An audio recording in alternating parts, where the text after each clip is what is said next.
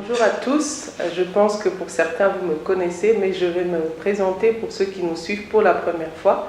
Je m'appelle Blanchine Mazanga, je suis la responsable de la compagnie Source Créative.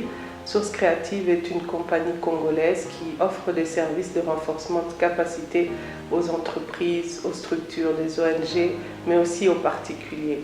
Notre vision essentielle, c'est, selon notre devise qui est Ensemble pour exceller, non seulement pas de vous apporter de l'information, mais surtout de vous donner des outils qui vous permettront de passer à l'action, d'entrer dans la pratique.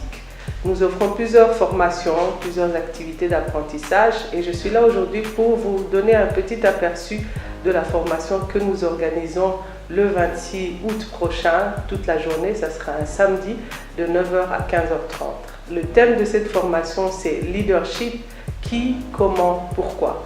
Parce que c'est vrai que nous avons beaucoup de défis à relever en tant que Congolais, mais c'est important qu'aujourd'hui, chacun de nous, ou du moins toutes les personnes qui veulent jouer un rôle d'influence sur le Congo et sur les Congolais, que nous puissions comprendre les choses de manière appropriée.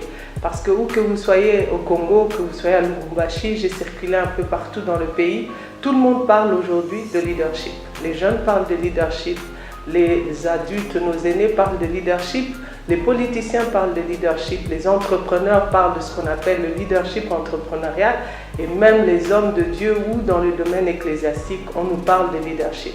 Donc à force d'entendre parler de leadership à gauche et à droite, à force de voir des gens qui se présentent à nous comme des leaders, il y a beaucoup de confusion et aussi beaucoup de retrait de la part de ceux qui reçoivent cette information. Parce que nous voyons de gauche et de droite des gens qui se prétendent être des leaders, mais leur influence n'apporte rien de constructif, rien de permanent, rien même de pertinent au niveau de la population.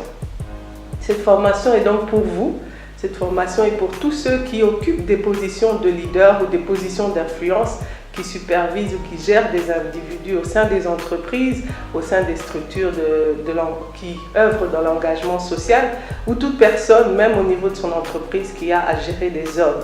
Nous voulons ensemble réfléchir avec vous et vous partager notre connaissance qui est basée sur 15 ans d'expérience professionnelle sur le leadership. Quels sont réellement les fondements du leadership? Parce que le leadership n'est rien d'autre qu'un outil qui nous permet d'influencer, oui, mais surtout d'aider les gens à se découvrir, à se déployer et à atteindre les objectifs qu'une organisation, une entreprise ou une nation peut s'être fixée pour exceller.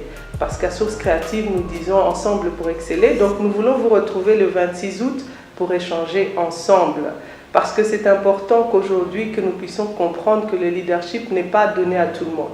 Je suis de cette école ou de cette catégorie de formateurs, de coachs qui reconnaissent que tout le monde a le potentiel pour être un leader, mais je pense que tout le monde n'est pas capable d'être un leader. Parce que lorsqu'on conçoit réellement ce que le leadership sous-entend, ce que le leadership demande, peu de gens sont capables de fournir l'effort de travail personnel, mais aussi des sacrifices, que ce soit financiers, que ce soit humains, pour atteindre justement cette dimension où leur influence